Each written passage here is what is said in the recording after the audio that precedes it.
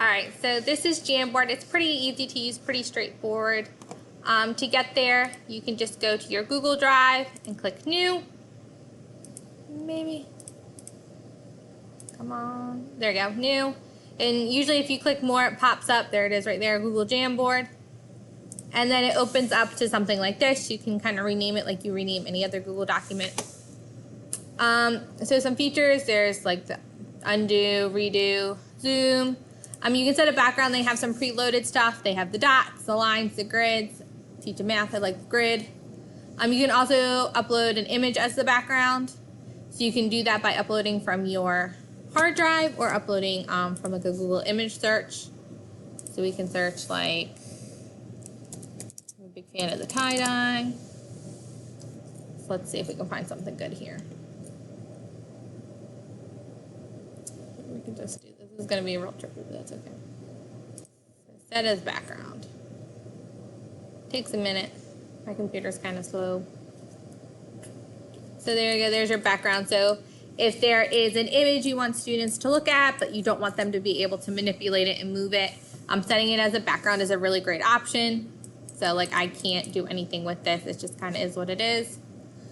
Say you pick it, you don't like it. So this is a little too hard for me to look at, so I'm just going to clear the frame. Just gets rid of everything. Or you can just go back, set background. I guess you gotta do that to set background. So there are some tools in Jamboard, not too many. There is a pen. So if you click on the pen, you can get 6 colors. It's the same with like text or the sticky notes. They only have like so many options. So you get the 6 colors. There's a marker, which is a little thicker, a highlighter, and then a paintbrush. So you just kind of go through and paint.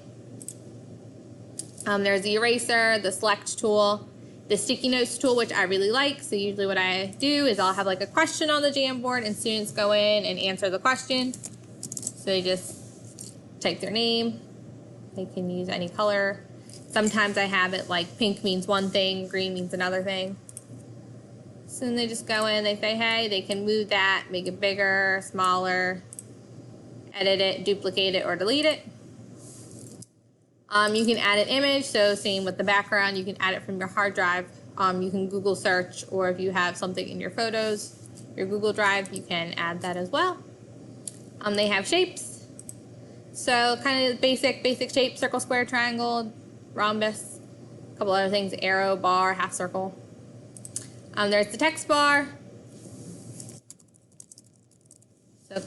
So they don't really have too many options when it comes to text. You can make it like a display, title, subtitle, normal. They're the same 6 colors, and then like left, middle, right. Usually what I do is I will use Jamboards for breakout rooms and things like that, or group work.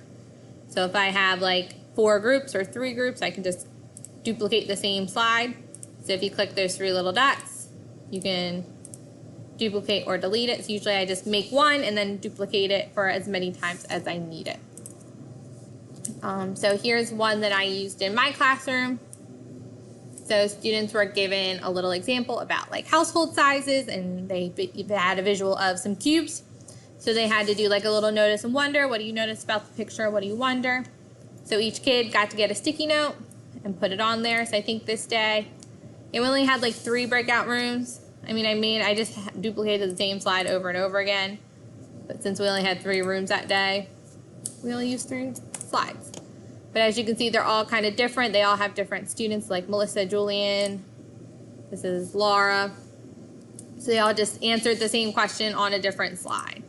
So it's a really great tool for like collaborative things, especially with Zoom. It's really great for like breakout rooms.